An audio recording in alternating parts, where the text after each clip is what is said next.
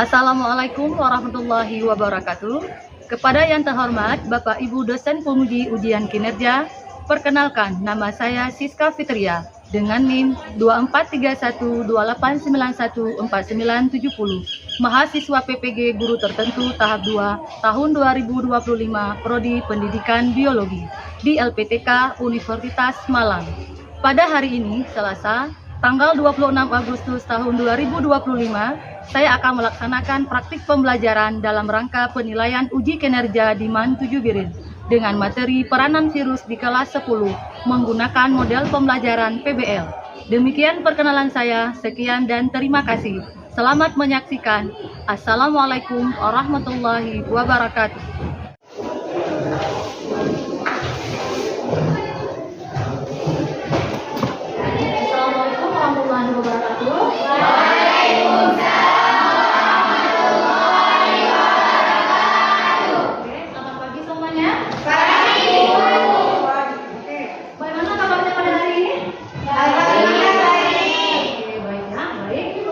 Sebelum kita memulai pelajaran kita pada hari ini, kita berdoa terlebih dahulu. Kepada Tuhan, mohon pimpin doanya. Bismillahirrahmanirrahim. Rabbi shrahli sadri wa yassirli amri wahlul 'uqdatam min lisani. Baik, alhamdulillah. Baik, Ibu absensi dulu ya. Ada yang tidak hadir? Semuanya. Oke, baik. Alhamdulillah ya. Hadir semua. Baik. Sebelum kita mulai pelajaran pada hari ini, Ibu ingin mengetahui atau mengecek bagaimana kondisi perasaan kalian pada hari ini. Baik. Sebelumnya ada yang merasa sedih? Ya. Ada yang semangat ke sekolah hari ini? Ada. Ada yang lelah mungkin? Ada. Ada. Oke, baik. Jadi untuk mengatasi perasaan kalian pada hari ini agar yang tidak fokus menjadi fokus, Ibu punya trik untuk kalian. Jadi caranya adalah dengan menggunakan teknik mindful, di mana dari mood yang tidak baik menjadi ataupun mengembalikan mood menjadi baik. Oke, caranya adalah silakan berdiri semua.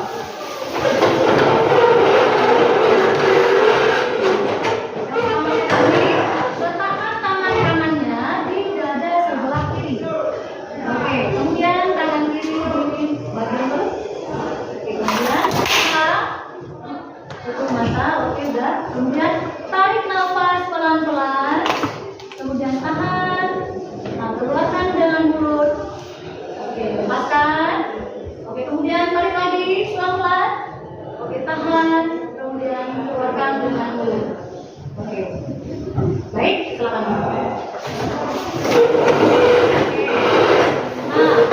Kita melakukan teknik mindful tadi. Bagaimana perasaan kalian? Sudah lebih baik? Sudah.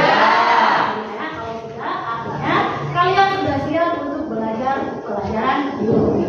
Oke, sebelumnya Ibu ingin mengingatkan kembali tentang kesepakatan kelas yang sudah kita buat. Ada yang masih ingat? Ada. Yang pertama sekali, berpenampilan harus rapi. Kemudian menjaga kebersihan kelas. Coba lihat bagaimana suasana kelas kita pada hari ini, sudah ada sampah atau tidak? Ada. Oke, baik. Kemudian nanti di sini kalian dituntut harus aktif ya. Yang dimana di sini kita nanti akan melakukan diskusi, kemudian berkolaborasi, kemudian kalian bekerja sama untuk dapat melakukan presentasi kelompok. Sudah siap? Ya. Kemudian satu lagi, gunakan HP ketika ada instruksi dari Ibu. Bisa dipahami? Bisa. Baik, kalau sudah. Sebelum kita masuk ke pembelajaran, Ibu ingin mengingatkan kembali. Ada di antara kalian yang masih ingat atau yang kita lihat kemarin tentang minggu lalu? Saya Bu. Saya kenal apa? Cerita reproduksi virus. Terus ada lagi? Ya, tentang virus ya. Oke. Nah, tentang reproduksi virus, tentunya reproduksi virus itu ada dua. Yang pertama terjadi secara lisogenik,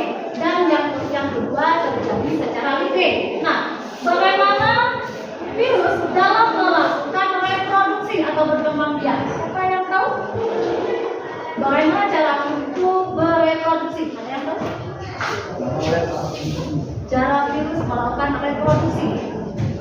Dengan cara mengambil alih prosesi protein di sel inangnya. Oke, Ibu luruskan ya, dengan cara itu mengambil alih si sel inang dengan proses sintesis protein. Jadi diambil alih agar dia bisa menguasai sel inang. Nah, baik. Kemudian ketika sudah tentang virus, Ibu ingin menampilkan gambar tentang virus. Baik. Oke. Nah, coba perhatikan gambar tersebut. Gambar apa itu? Orang terkena flu. Ada nggak di sini yang belum pernah terjadi ataupun terkena flu? Tidak. Kira-kira flu itu terjadi biasanya kenapa? Oke, baik. Kemudian, kira-kira apa penyebab terjadinya penyakit flu? Virus ya. Ada yang tahu virus apa? Oke, selanjutnya virus influenza. Ya, baik. Nah, berarti virus influenza itu adalah penyebab terjadinya penyakit flu. Nah, kalau tadi dia berbicara tentang sakit, kira-kira berarti virus itu menguntungkan atau merugikan? Merugikan ya, karena dia menyebabkan penyakit. Nah, jadi materi kita pada hari ini adalah tentang peranan virus. Jadi sebelumnya kalian harus mengetahui dulu tujuan pembelajaran yang akan kita lakukan pada hari ini. Yang pertama sekali, melalui video dan membaca bahan ajar dan artikel, peserta didik dapat menganalisis virus yang merugikan atau yang menyebabkan penyakit manusia dengan benar. Nah, yang kedua, melalui kegiatan diskusi dan presentasi, peserta didik dapat merangkum berbagai jenis virus yang dapat merugikan dan cara penyebaran serta solusi pencegahannya. Baik, sebelum kita masuk ke bagian pembelajaran selanjutnya, kita lakukan SPT dulu. Masih ingat SPT kita? Masih, coba berdiri dulu. Oke. Tepuk semangat.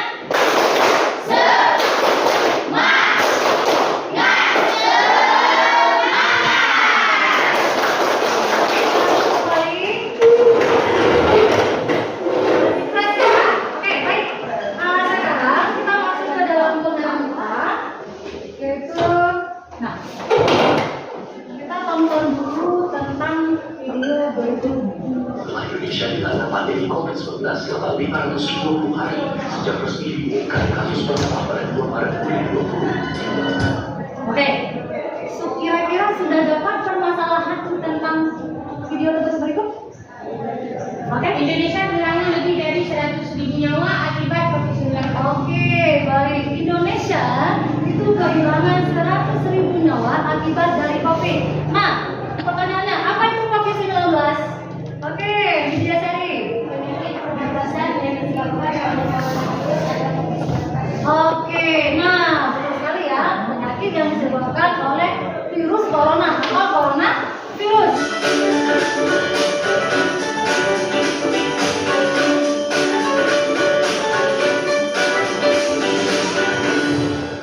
Oke, baik. Itu adalah bagaimana bentuk ataupun pencegahan terhadap virus corona. Siapa yang mau bantu Ibu tentang bisa menjelaskan kembali bagaimana cara mencegah dari virus corona? Oke, kalian. Yang pertama, mencuci tangan dengan sabun dan air yang mengalir. Yang kedua, menjaga jarak. Yang ketiga, memakai masker. Oke, baik. Sangat sekali. Nah, setelah kita melihat ya, tadi ada bentuk virus dari corona dan cara pencegahannya. Jadi untuk hari ini tugas kalian adalah nanti mengisi tentang LHPD yang ada di Facebook pertanyaannya. Jadi nanti Ibu bagikan sesuai dengan kelompok. Sebelumnya ini sudah sesuai dengan asesmen yang kita lakukan kelompok kita? Ya.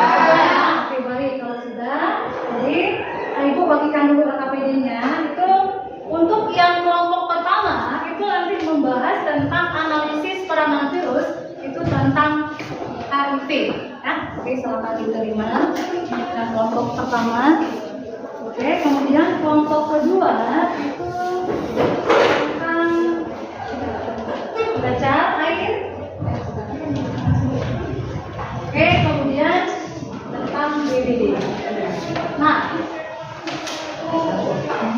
oke, silakan dilihat itu di kelompoknya itu ada KPD masing-masing dari kalian. Nanti di sana kalian mengerjakan instruksi yang ada di LKPD tersebut. Ya, nanti di kelompok pertama itu tentang membahas tentang HIV, kemudian yang kelompok kedua tentang cacar, dan yang kelompok kedua itu tentang DBD. Nah, nanti kalau ada yang kurang mengerti itu boleh ditanyakan sama ibu. Nah, ini cara nanti kan seperti kelompok apa ini?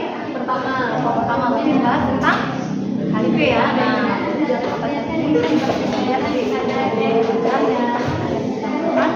Tinggal cari jawaban dari soal yang ada di LKPD. Ini kan ini pasti semuanya dengan apa masih di karton ya. Oke, nanti silakan pertanyaan ini silakan nanti silakan dibagi kerjanya biar cepat siap ya. Nanti siapa yang di moderator ya.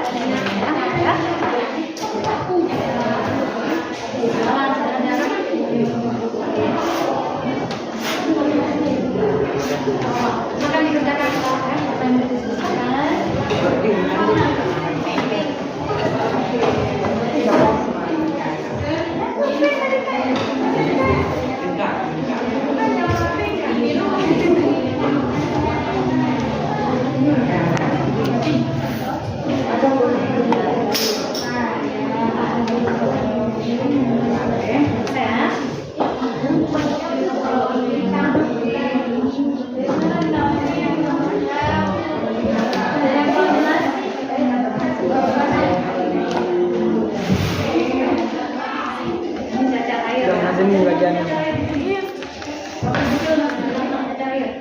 Ada ya,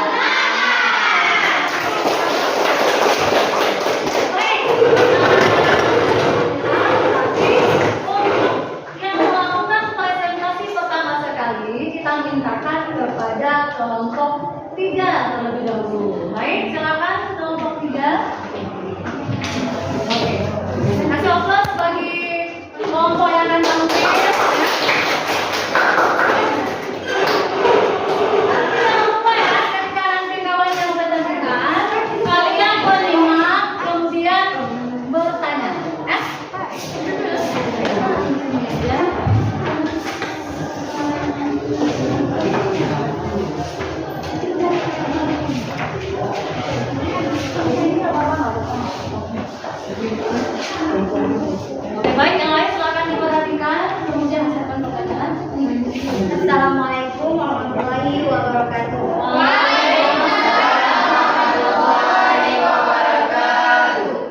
Baik, kami dari kelompok 3 akan mempresentasikan tentang analisis artikel tentang peranan virus yang merugikan, yaitu tentang DBD.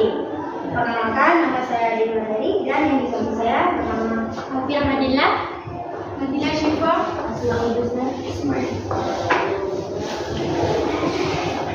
Nah, sebelumnya kawan-kawan tahu nggak DBD itu apa? Ada yang tahu? Ada. Nah, DBD atau demam berdarah, dengue adalah penyakit infeksi akibat bakteri dengue yang menular melalui gigitan nyamuk Aedes aegypti atau Aedes albopictus. Virus dengue ditularkan kepada manusia melalui gigitan nyamuk Aedes, terutama Aedes aegypti dan Aedes albopictus yang telah terinfeksi virus tersebut.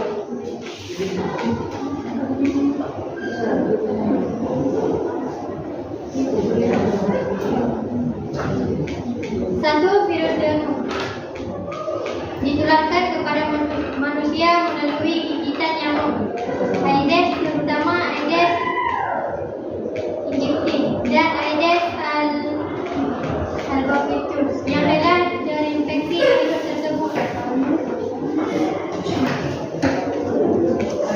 Dua, gejala utama yang harus diwaspadai adalah demam tinggi mendadak, nyeri otot dan sendi, ruam kulit, mual dan muntah, serta pendarahan ringan seperti mimisan atau gusi berdarah. Adalah virus yang memerlukan penanganan dengan segera mencapai dengan dada atau kepala yang tiba-tiba sudah bernafas, muntah darah atau berwarna gelap, dehidrasi berat, gendam, pusing berat-besar, dan tanda-tanda infeksi serius lainnya.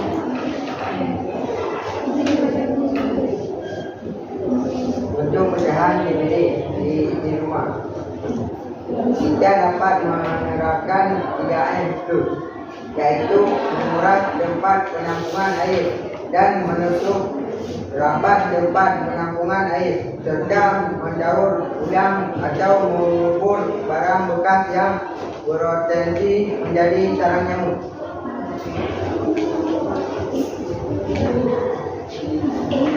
Nah, kesimpulan dari kelompok kita yaitu cara untuk menjaga diri agar tidak terkena virus. Yang pertama, menerapkan pola hidup sehat, berolahraga, dan mengonsumsi makanan bergizi, mencuci tangan sebelum makan dan sesudah, serta yang terpenting adalah vaksinasi.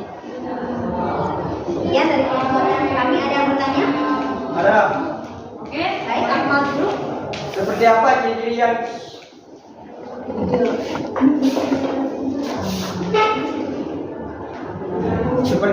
ciri-ciri yang dimiliki oleh nyamuk Aedes aegypti tersebut? Bentar ya, kami diskusikan dulu.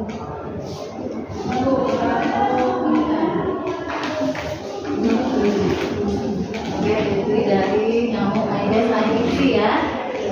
Ciri dari nyamuk Aedes aegypti adalah kukunya berukuran kecil, memiliki garis hitam di bagian dada, perut, dan kakinya. Ada yang bertanya lagi? Bagaimana jawabannya, mendukung?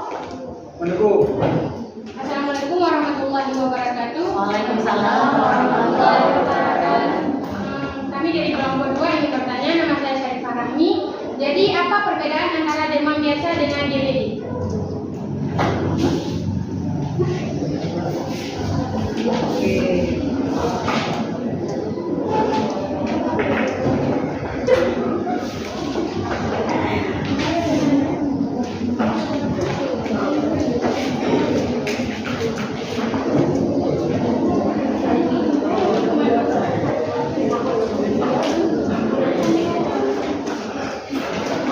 Perbedaan antara demam biasa dengan DBD adalah tingkat keparahan demam, gejala, dan potensi komplikasi. Bagaimana jawabannya? Baik. Ya, dari kelompok kami, Assalamualaikum warahmatullahi wabarakatuh. Oke, kita perhatikan tentang DBD ya. Baik,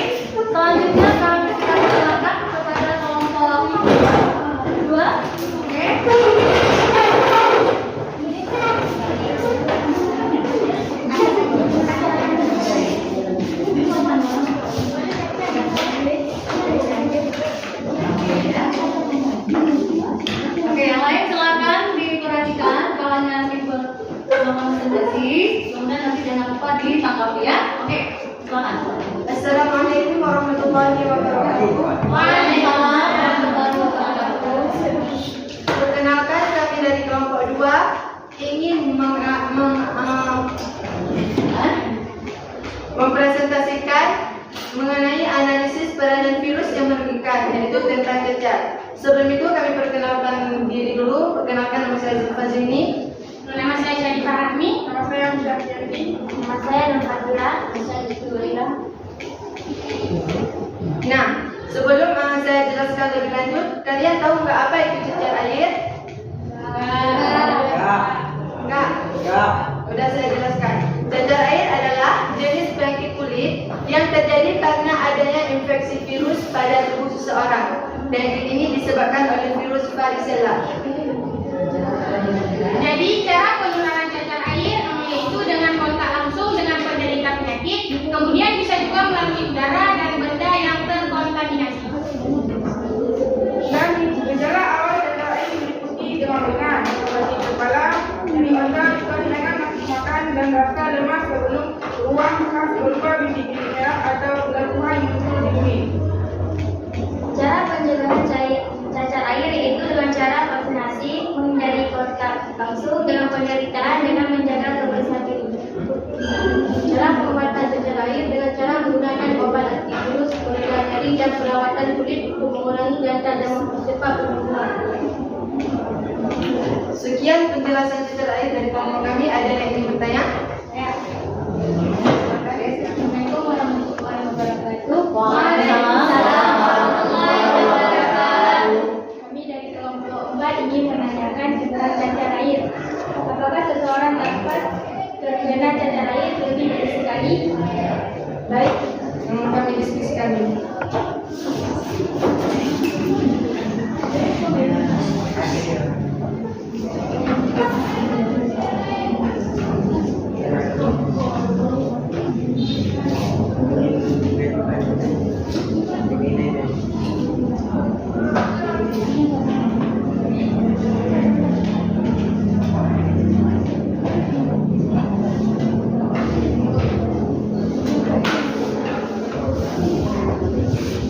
Baik, kami akan menjawab. Sangat jarang seseorang terkena cacar air lebih dari sekali, tetapi kemungkinannya ada, terutama jika infeksi pertama sangat ringan atau sistem kekebalan tubuh lemah. Ada yang ingin bertanya lagi? Oke, kita bagi kelompok 1 ya. Silakan bagi kelompok 1 untuk dapat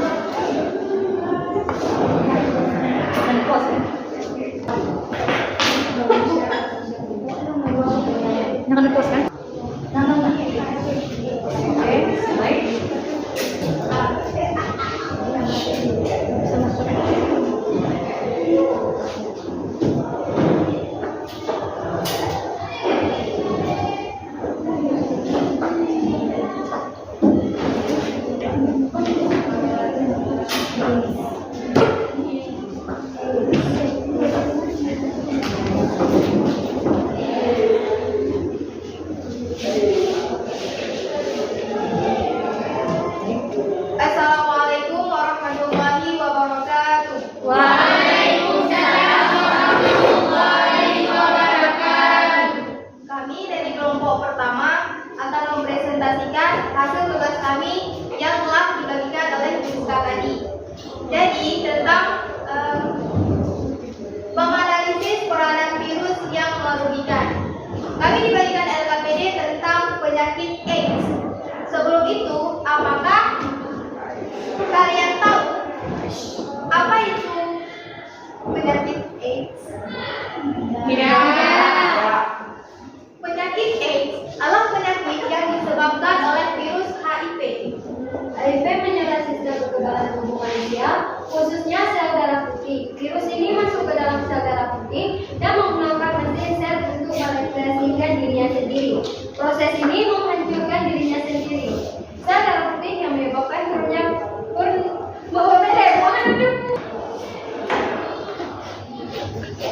Assalamualaikum warahmatullahi wabarakatuh. Waalaikumsalam warahmatullahi wabarakatuh. Kami dari kelompok pertama ingin mempresentasikan hasil tugas kami, yaitu mengenai menganalisis peranan virus yang merugikan. Pembahasannya adalah tentang penyakit AIDS. Sebelum itu kami akan memperkenalkan diri. Perkenalkan, nama saya Mahdiana. Saya Martina. Saya Adi Akmal.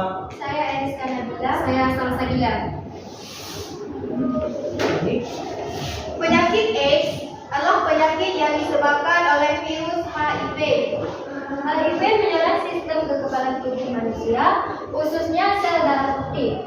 Virus ini masuk ke dalam sel darah putih dan menggunakan mesin sel untuk merepresikan dirinya sendiri. Proses ini menghancurkan sel darah putih yang menyebabkan turunnya penurunan sistem kekebalan tubuh. Gejala-gejala utama dari penyakit AIDS berupa penurunan berat badan, kelelahan kronis, flu, demam, sakit kepala.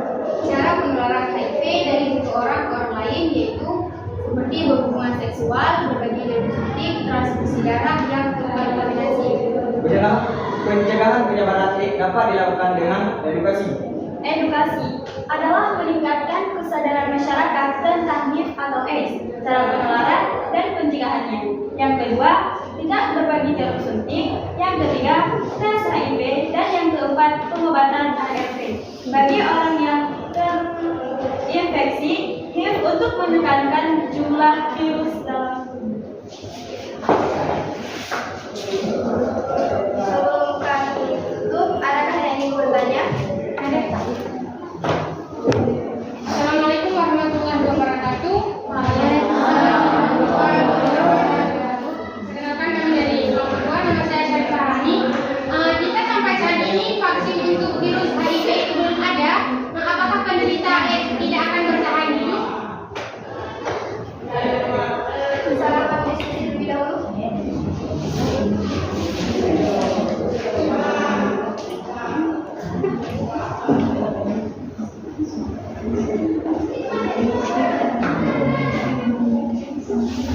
Kami akan menjawab soal Syarifah Rahmi. Penderita AIDS tetap akan bertahan hidup meskipun tanpa adanya vaksin HIV, yaitu dengan cara melakukan terapi dan minum obat secara rutin, serta dengan cara menerapkan pola hidup sehat. Ada lagi? Assalamualaikum warahmatullahi wabarakatuh. Waalaikumsalam warahmatullahi wabarakatuh. Kami dari kelompok 4 ingin bertanya apa perbedaan dari HIV dan AIDS? Kalau AIDS adalah nama penyakitnya, kalau HIV adalah virusnya. Ada lagi? Saya Assalamualaikum warahmatullahi wabarakatuh. Waalaikumsalam warahmatullahi wabarakatuh. Saya dari kelompok 3 ingin mengajukan pertanyaan untuk kelompok 1. Baik, apakah HIV bisa menular jika kita berada pada satu ruangan yang sama dengan penderita AIDS? Virus HIV tidak akan menular dengan sentuhan air ludah, keringat, dan air mata. Kita tidak akan tertular HIV hanya karena menghirup udara yang sama dengan penderita AIDS, baik dengan berpegangan tangan, bahkan menggunakan peralatan yang sama dengan si penderita. Jelas. Ada yang bertanya lagi? Demikian presentasi kami, lebih dan kurang kami mohon maaf. Wabillahi taufiq wal hidayah. Assalamualaikum warahmatullahi wabarakatuh.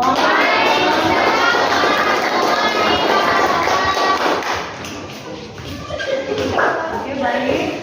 Tadi kita sudah melihat ya secara keseluruhan paparan dari presentasi setiap kelompok. Jadi berdasarkan dari pemaparan tadi yang sudah kita bahas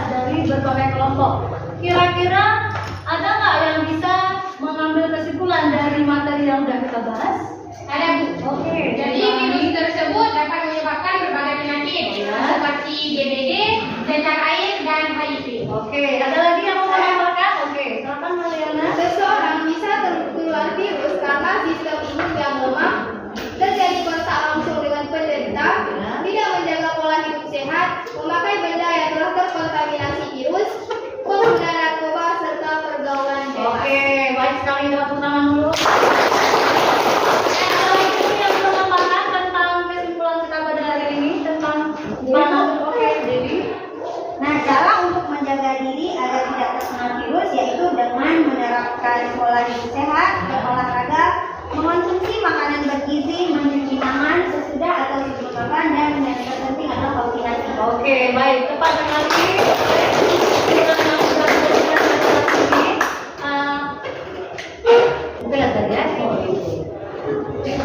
Nah, oke, baik. Tadi kita sudah mendengar langsung dari kawan-kawan yang sudah memberikan kesimpulan. Oke, baik ya. Jadi Ibu hari ini akan memberikan penguatan materi terkait peranan virus yang mematikan yang sudah kita bahas. Jadi kita ulang sedikit. Itu virus itu yang pertama adalah berasal dari bahasa Yunani, kan? Itu dari kata virion yang berarti racun. Nah, di mana racun tadi yang kita bilang atau virus tadi itu mengambil alih si sel inang agar dapat melakukan reproduksinya atau dapat memperbanyak diri. Nah, jadi untuk peranan virus itu dia ada dua ya. Jadi tidak hanya tadi kita membahas tentang yang menguntungkan saja, ternyata virus itu juga dia bisa menguntungkan.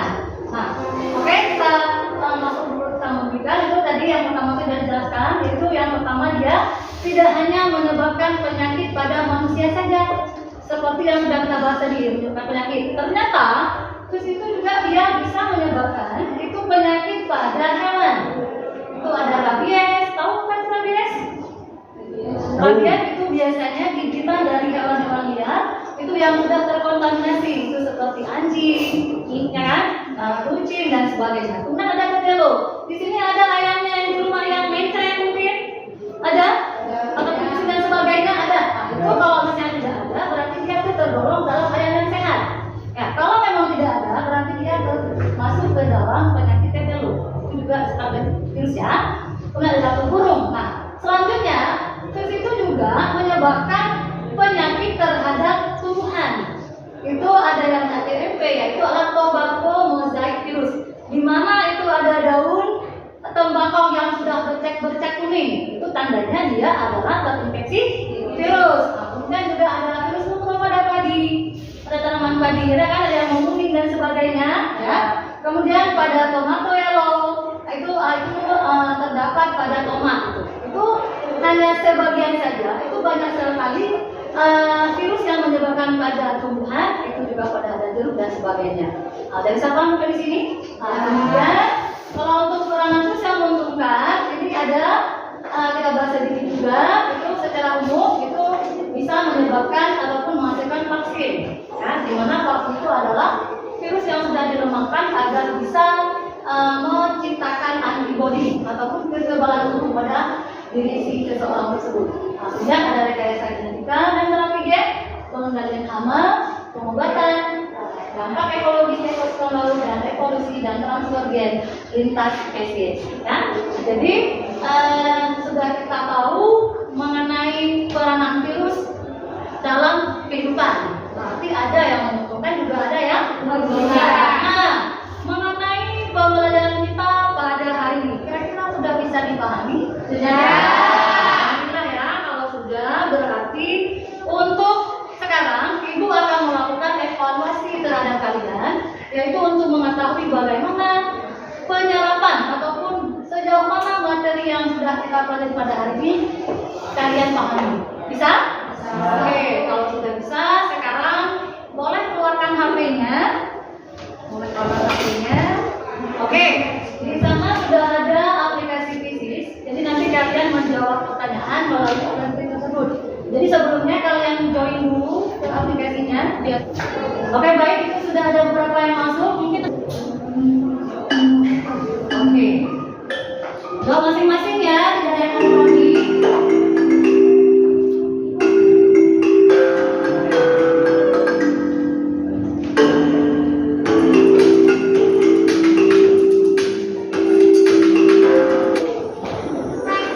Kita lihat siapa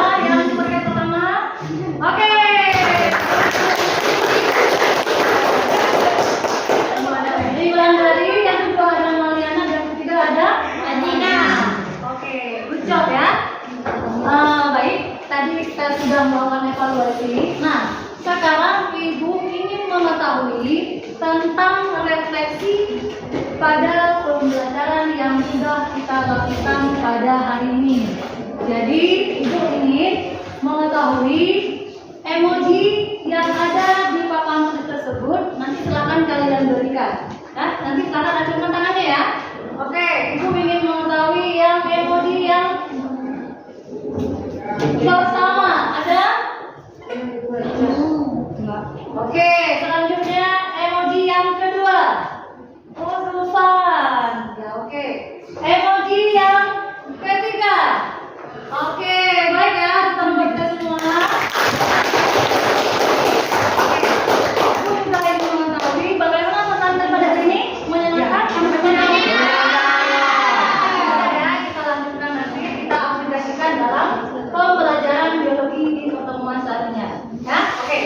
Baik, Ibu akan menyampaikan materi yang akan kalian pelajari di pertemuan selanjutnya, yaitu tentang klasifikasi makhluk hidup. Tolong nanti di rumah dibaca, dipelajari tentang materi yang akan kita pelajari.